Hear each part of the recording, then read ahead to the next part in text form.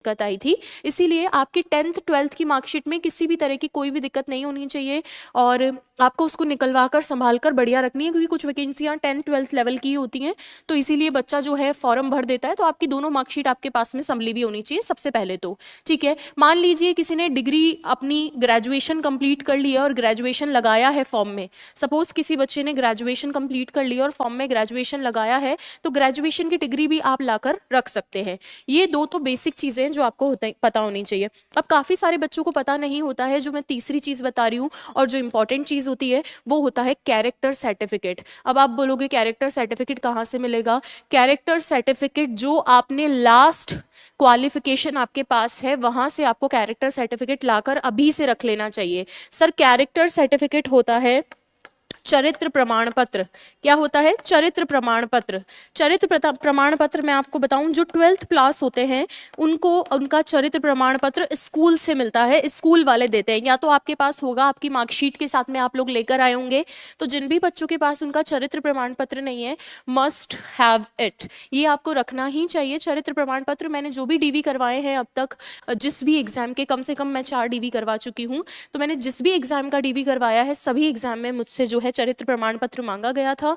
अगर आपने ग्रेजुएशन कर ली है तो आप अपनी जिस कॉलेज से आपने ग्रेजुएशन किया है उस कॉलेज का चरित्र प्रमाण पत्र लाएं, या फिर आपने जिस स्कूल से किया है स्कूलिंग वहां से चरित्र प्रमाण पत्र। अब आप ये बोलेंगे कि हमें दे देंगे क्या? 100% देंगे। आप बोल देना सर मेरा एग्जाम मतलब किसी में जॉब लग रहा है उसके रेफरेंस में मुझे चाहिए, उनको कोई इशू नहीं है, ये लेकर आना। स्कूल वाला है, कॉलेज से भी लाना पड़ सकता है, क्योंकि मैंने जब पटवार का डीवी करवाया था तो पटवार में हमसे ग्रेजुएशन वाला ही मांगा था और मैंने ग्रेजुएशन वाला ही लगाया था। तो आप ले आइए प्लीज, है ना। तो 3 चीजें, पहली क्या क्या, 10th 12th की मार्कशीट संभाल लो, ग्रेजुएशन कर ली है, अगर डिग्री आ गई है, क्योंकि डिग्री सेम टाइम तो आती नहीं है, अगर डिग्री आ गई है तो डिग्री ले आइए, और कैरेक्टर सर्टिफिकेट यानी चरित्र प्रमाण पत्र जो है, अपना चरित्र प्रमाण पत्र भी जरूर लाकर रख लीजिए। ये मेन बात हो गई। इसके बाद में अब हम बात करते हैं कुछ एडिशनल डिग्रीज की। कुछ बच्चे जो है फॉर्म में RACIT लगाते हैं, तो RACIT वाले बच्चों से मेरे को कहना है, RACIT जिन्होंने भी किया है, RACIT अगर आपने लगाया तो उसका आपका जो सर्टिफिकेट होता है वो संभाल के रखे, लर्नर कोड होता है वो संभाल कर रखे।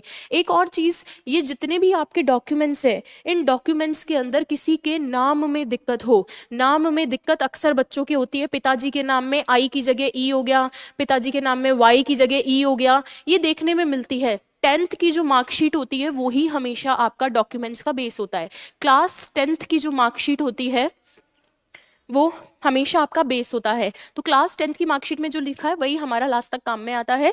मान लीजिए किसी बच्चे के RACIT में, जैसे मान लीजिए मेरे RACIT के अंदर नाम में थोड़ा सा इशू था, फादर के नेम में जो है एक स्पेलिंग में एरर थी, तो वो मैंने एफिडेविट बनवा लिया था, शपथ पत्र बनवा लिया था। शपथ पत्र बन जाता है, उसको अभी बनवाने की जरूरत नहीं है, शपथ पत्र अभी नहीं बनवाना है, वो लास्ट में ही बनता है। कब बनता है? लास्ट में ही बन जाएगा। जब डीवी करवाने जाते हो वहां बाहर लोग बैठे रहते हैं, वो आराम से आपको एक्सप्लेन कर देते हैं, वहां 100-200 रुपए लगते हैं और वो शपथ पत्र बना देते हैं। तो 2-3 चीजें हैं जो आपकी डिग्रीज हैं, 10th 12th की मार्कशीट, डिग्री, कैरेक्टर सर्टिफिकेट्स और RACIT वाला। अब इसके बाद में बात करते हैं कुछ एडिशनल डॉक्यूमेंट्स की जिनकी जरूरत होती है और साथ में रखनी है। सबसे पहली बात होती है आपकी, जो आपको सबसे पहले रखना है, अपना आधार कार्ड को अपडेट। आधार कार्ड आपको चाहिए एकदम अपडेटेड। आधार कार्ड कैसा चाहिए? एकदम अपडेटेड चाहिए। एकदम अपडेटेड मतलब आपका फोटो अगर पुराना है, अभी आपके पास टाइम है, आई रिक्वेस्ट यू प्लीज अपना आधार ID अपडेट करवा लीजिए, ठीक है क्या? आप अपना आधार कार्ड जो है उसको अपडेट करवा लीजिए। मैं देखती हूँ चुन्नू सा फोटो लगा हुआ होता है, छोटे बच्चे वाला, छोटे बच्चा वाला जो हमारा बचपन का क्यूट सा फोटो होता है, उस फोटो को प्लीज रिप्लेस करवा लीजिए। ये मैंने कुछ कुछ के साथ में देखा है, सबके साथ ये इशू नहीं आता है, कुछ की शक्ल बदल जाती है, बचपन में कुछ और लगती है, बड़े होने के बाद में कुछ और लगती है। तो प्लीज आप चाहें तो अपना आधार कार्ड अपडेट करवा लीजिए। बाद में फिर बहुत सारी चीजें मैं बताऊंगी आगे भी वीडियो में कि और क्या क्या डॉक्यूमेंट्स उस वक्त बनाने होंगे, तब बहुत सारी चीजें रहती है, आदमी डील नहीं कर पाता है। आधार कार्ड को अपडेट करवा लीजिए। आधार कार्ड में आपकी जन्म दिनांक का होना बहुत जरूरी है। आधार कार्ड में अगर आपकी जन्म दिनांक नहीं है तो दिक्कत है। आधार कार्ड में आपकी फोटो अपडेटेड होना बहुत जरूरी है। अरे लेटेस्ट आधार कार्ड में बहुत सारे अपडेट्स आए, तो उनको प्लीज अपने आधार कार्ड में अपडेशन देख लीजिए। सेकंड होता है आपका जाति प्रमाण पत्र। मान लीजिए जाति प्रमाण पत्र, देखो जनरल वाले स्टूडेंट्स को कोई जाति प्रमाण पत्र नहीं रखना होता है, लेकिन जो रिजर्व्ड कैटेगरी वाले स्टूडेंट्स होते हैं, suppose if you comes from EWS category, if you come from EWS category और OBC कैटेगरी और SC कैटेगरी और ST कैटेगरी और MBC कैटेगरी, जो भी आपकी कैटेगरी है उसका अगर आप रिजर्वेशन ले रहे हो, इंक्लूडिंग अगर कोई मान लीजिए हैंडीकैप्ड वाला रिजर्वेशन ले रहा है, डिसेबल्ड वाला डिसेबिलिटी का ले रहा है, या मान लीजिए कोई विडो वाला ले रहा है, तो जो भी जिस भी चीज़ का आप रिजर्वेशन ले रहे हो उसका आपका सर्टिफिकेट होना चाहिए। ठीक है, सर्टिफिकेट होना ही नहीं, अपडेटेड सर्टिफिकेट होना चाहिए, specially in terms of caste certificate. अब काफ़ी बच्चों का ये डाउट रहता है कि कास्ट सर्टिफिकेट कितना पुराना चल सकता है।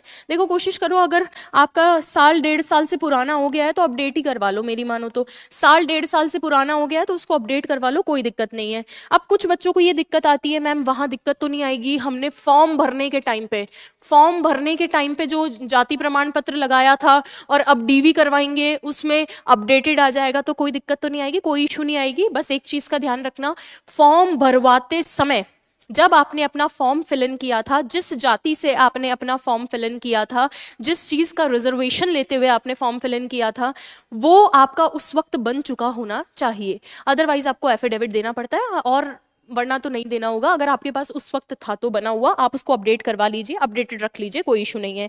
सेम सभी बच्चों के पास में जो है उनका मूल निवास प्रमाण पत्र होना चाहिए। क्या होना चाहिए? मूल निवास होना चाहिए। मूल निवास प्रमाण पत्र, जिसको आप डोमिसाइल सर्टिफिकेट बोलते हैं, मूल निवास प्रमाण पत्र जिनको आप डोमिसाइल सर्टिफिकेट बोलते हैं। मूल निवास बार बार जीवन में नहीं बनवाना होता है, उसको आपको अपडेट करवाने की जरूरत नहीं है।